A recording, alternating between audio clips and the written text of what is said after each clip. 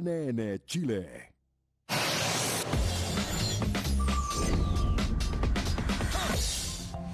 Los humanos nos preguntamos poco cómo llegamos hasta aquí y sobre todo cuando nos metemos en esa respuesta la historia es tan larga porque los organismos en el proceso evolutivo cambian, se adaptan, mutan, se modifican en el tiempo, unos se quedan en el camino, otros prosperan.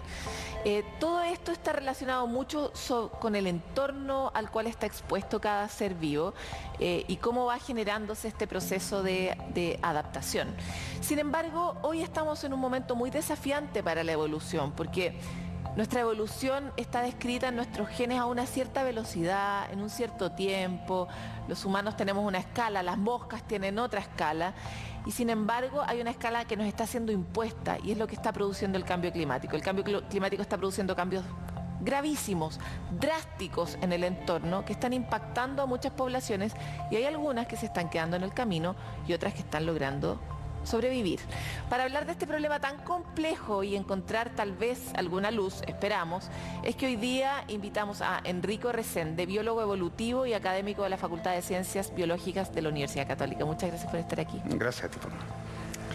La primera pregunta, si la respuesta es mala, dímela de forma tibia, porque mi corazón no lo resiste. Ya. ¿Resiste el cambio climático? ¿Resistiremos al cambio climático los seres vivos en esta tierra viendo lo drástico de los cambios y cómo están reaccionando los seres vivos? Ojalá, la respuesta, digamos, en términos generales es que sí. O sea, el planeta ya ha pasado por eso muchas veces. Yo creo que parte de lo que nos ha discutido dentro de todo el marco de cambio climático es que más que los seres vivos o el planeta Tierra, en particular tenemos que tener cuidado con nosotros, la humanidad, ¿cierto? Claro, el planeta lo va a lograr, pero los seres vivos que estamos sobre él, ¿qué dice tu conocimiento y tu estudio respecto de quiénes tienen más posibilidades de sobrevivir en este extremo escenario de cambios?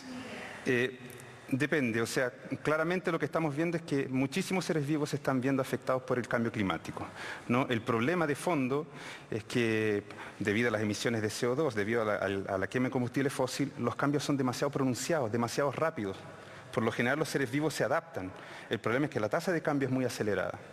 Entonces, si tenemos que escoger, digamos, aquellos que son los ganadores versus los perdedores, tenemos que ir a buscar, por lo general, aquellos seres vivos que pueden adaptarse muy rápidamente a los cambios que se vienen. Y esos serían seres vivos con generaciones muy cortas, justamente porque tienen la capacidad de reproducirse muy rápidamente y a medida que se van reproduciendo... Cuando dices generaciones muy cortas es que tienen un ciclo de vida como... Corto, Ya. muy corto.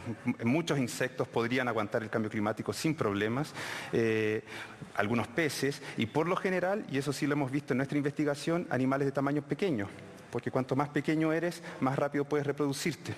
Por lo tanto, claramente los animales pequeños, de pequeño porte, tienen una ventaja evolutiva y podrían, en teoría, adaptarse más rápidamente al cambio climático. O sea, terribles noticias para osos polares, ballenas, elefantes. Sin duda, son de los grupos de animales que están más amenazados por cambio climático en general y por otros impactos del ser humano en los ecosistemas. Explícame mejor lo del tamaño, ¿por qué el tamaño sí importa?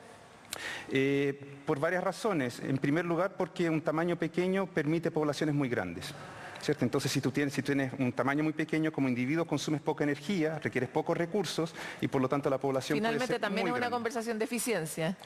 Claro que sí, claro que sí. Y el otro tema es de tiempo generacional, de cuánto tiempo tarda, digamos, uno en nacer hasta reproducirse, y en organismos muy grandes tarda mucho tiempo. Y en ese poco espacio de tiempo, digamos, que tienen ellos, el ambiente está cambiando muy rápidamente. Así que tenemos un efecto combinado de la población muy chica, número uno, y además un tiempo reproductivo muy grande para esos animales de grande porte. Y por eso se ven más afectados. Claro, por ejemplo, los elefantes que tienen 24 meses de gestación fueron gestados para un mundo, pero nacen en otro finalmente. Exactamente, exactamente. Y además, estos animales grandes como elefantes o incluso ballenas necesitan de mucho hábitat, tienen un rango de distribución tremendo para poder obtener esos recursos para hacerse grandes. Y esos hábitats también están afectados. Están afectados, claramente. Por las mismas razones. Claro, por cambio climático, pero además el impacto del hombre en esos hábitats. Igual es terrible tu trabajo porque tienes como que enterarte de estas malas noticias que tienen poca solución. ¿Cómo ves tú el escenario de las soluciones? Mira, a medida que voy envejeciendo me voy haciendo más optimista, ¿ya? Pero claramente lo que uno tiene en consideración cuando trabaja en esa área es de que el mundo que nuestros hijos van a heredar no va a ser el mismo mundo que nosotros heredamos. ¿Ya? Entonces se viene un cambio y como soy biólogo evolutivo, uno tiene que plantearse que el cambio es una parte natural de la existencia. Las cosas van a cambiar. Entonces yo creo que parte del problema que tenemos con un discurso a veces medio emocional es que queremos que el mundo se mantenga tal y cual lo recibimos nosotros como niños, ¿cierto? En componente psicológico, emocional. Pero me da la sensación que hay posibilidad de que el planeta, digamos, que la humanidad le vaya bien, pero claramente en el futuro muchos linajes van a quedar y algunos van a seguir. Eso no hay duda. Vamos a heredar, yo creo que un mundo un poco más domesticado, un poco menos salvaje, menos diverso, más homogéneo, pero no necesariamente malo, no necesariamente malo. El otro día leía sobre esta historia del tiburón de Groenlandia que puede llegar a vivir 400 años. Digamos que él está mal en la lista, ¿no? Probablemente, probablemente. O sea, el ambiente donde ha evolucionado esa especie es mucho más estable, pero lo que estamos viendo hoy en día es que el impacto del ser humano esencialmente está por todos los ecosistemas. Hoy tenemos incluso depósitos de plástico en las profundidades de los océanos. Entonces, de una forma o de otra, lo que estamos dándonos cuenta con la ciencia es que está todo absolutamente conectado y lamentablemente, digamos, nuestra especie, con todo su progreso y toda su tecnología, ha afectado en muchas ocasiones de manera negativa a los ecosistemas. De eso no hay duda. Pero sabiendo de eso hoy en día está la posibilidad de mejorar las cosas, ¿cierto? De disminuir ese impacto. Me parecía interesante otra cosa que leía respecto de tu investigación y que se confirma con lo que acabas de mencionar respecto del tamaño. ¿Debiera tender toda la población de animales a achicarse como efecto de la necesidad adaptativa de usar menos energía, etcétera?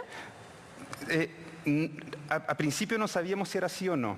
Lo que sabemos hoy en día es que cuando observamos distintos linajes, distintas líneas evolutivas, distintas especies, y vemos cómo están reaccionando al cambio climático... ¿Distintas especies como qué? Danos ejemplos. Como pájaros, como mamíferos, insectos, como incluso los peces, lo que nos damos cuenta es que en una gran generalidad que se observa es una disminución de tamaño, por lo general. Y lo que planteamos es que eso ocurre porque se están reproduciendo más pequeños, en parte porque muchos de ellos tienen un cuello de botella que no llegan a crecer lo suficiente, ¿cierto? No pueden alcanzar grandes tamaños para reproducirse y por lo tanto estamos seleccionando aquellos que se reproducen pequeños y a la larga eso se acumula y tenemos la evolución de linajes que están disminuyendo de tamaño. ¿Y uno podría inferir que si eso aplica a los animales que estamos observando, aplica a nosotros como animales? Ojalá no. Porque esa es una mala noticia para todos los nórdicos, digamos.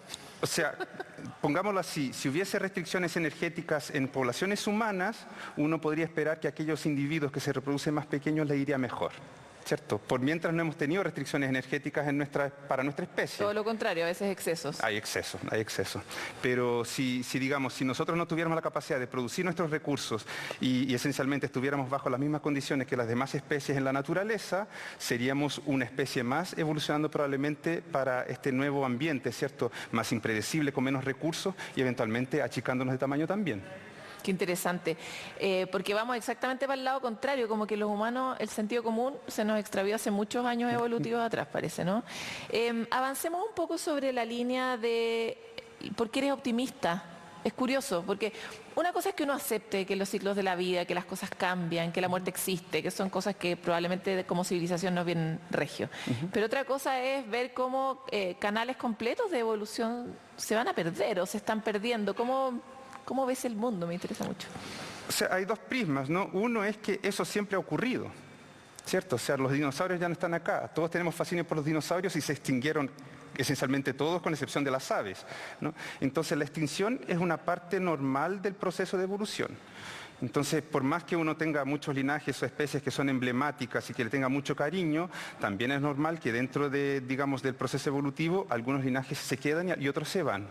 Entonces, en el sentido del optimismo, si miramos al destino de nuestra especie y ojalá nuestros hijos y nietos, yo creo que muchos de los problemas que nos enfrentamos hoy en día pueden tener cierta solución. Es decir, no estamos destinados, digamos, al fracaso como especie, ¿cierto? Lo que ocurre es que claramente lo que se viene en el futuro va a ser un planeta que es distinto a lo que hemos heredado nosotros. Mucho eso más sin duda. exigente. Yo no sé si más exigente, me da la sensación que... Lo digo por los recursos principalmente. claramente va a ser un planeta más pobre en términos de biodiversidad, ¿cierto? Estamos pasando, muchos científicos plantean que estamos pasando por la sexta gran extinción. El planeta ya ha pasado por eso en otras ocasiones. Lo que nosotros como especie deberíamos intentar es minimizar el impacto de eso para nosotros, ¿cierto? Y obviamente, si se puede, claramente disminuir el impacto para la biodiversidad en general. Pero en el sentido de que eso tiene que ser catastrófico, yo no creo que haya consenso de que lo sea. Lo que sí sabemos es que si podemos preservar la biodiversidad, ojalá podamos hacerlo, ojalá se haga, que haya una iniciativa a nivel social, en todos los extractos de la sociedad, por la conservación. Pero en términos más generales y a gran escala hay ciertos cambios a nivel planetario que son esencialmente inevitables, ¿cierto? El planeta siempre ha cambiado y va a seguir cambiando, en algunos casos debido al hombre y en otros no. Y las extinciones dentro de ese gran contexto son parte del proceso. Para terminar, me encantaría saber de todas las especies que estudias o han estudiado otros como tú, ¿dónde ves tú cosas interesantes que puedan iluminar también nuestro conocimiento en materia de evolución o que nos puedan ayudar a nuestra propia adaptación? A mí me fascina la evolución en general. Yo no quiero escoger una especie en particular. Lo que yo creo que es más bonito de plantearse es lo siguiente, que las especies y la biodiversidad han demostrado una enorme resiliencia, ¿cierto? Hemos tenido, por ejemplo, un meteorito cayendo en el planeta Tierra que ha hecho con que el linaje de los dinosaurios haya desaparecido, pero permanecieron las aves y eventualmente fueron capaces de recolonizar el planeta entero y tenemos los pájaros hoy en día en todo el planeta. Y esa resiliencia uno debería tenerla como modelo, uno debiera intentar respetarla, uno debiera intentar conservarla, aprender de ella, porque al final, como hemos comentado, somos una especie más. Entonces, yo creo que lo más bonito que nos ha planteado eso, ¿no? Cuando miramos al planeta Tierra como ese sistema donde tenemos lo vivo, ¿cierto? La biodiversidad que se ha acumulado por miles de millones de años, que nos sirva de lección que eso debería en teoría seguir y si podemos contribuir a eso como una especie, ¿cierto? En vez de empeorarlo, digamos. ¿Ah? En vez de empeorarlo. Sin duda, sin duda. Yo creo que ese es digamos, el gran mensaje. El impacto que hemos tenido en el planeta Tierra ha sido, pongámoslo así, en los últimos 100 años a nivel global. Con la industrialización, con la modernización, hemos tenido ese impacto a nivel planetario. Un poco antes las culturas más primitivas también han tenido, ¿cierto? Han quemado florestas para la colonización, etcétera, etcétera. Pero aquí seguimos. Y aquí siguen muchos otros linajes, ¿cierto? Sean de plantas, animales, lo que sea. Entonces, por eso yo creo que hay un cierto nivel de optimismo en el sentido de plantearse que sí, las cosas no van a ser igual que antes, pero no tienen necesariamente por qué ser malas. Muchas gracias, Enrico. Es poco común terminar así una entrevista en este programa. Ya, bueno, qué bueno. Me alegra que el mensaje de optimismo, ojalá cuaje. Muchas gracias, Tífano.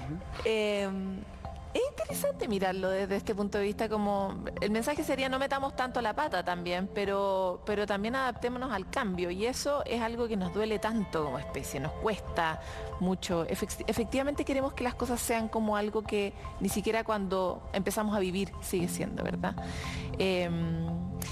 Con esto queremos terminar nuestro capítulo de hoy de Futuro 360, invitarlos como siempre a seguir en contacto con nosotros a través de las distintas plataformas. Siempre estamos publicando fragmentos de las entrevistas, segmentos de nuestro programa para encontrarnos a como dé lugar con ustedes y sus inquietudes por el presente y por el futuro. Nos vemos.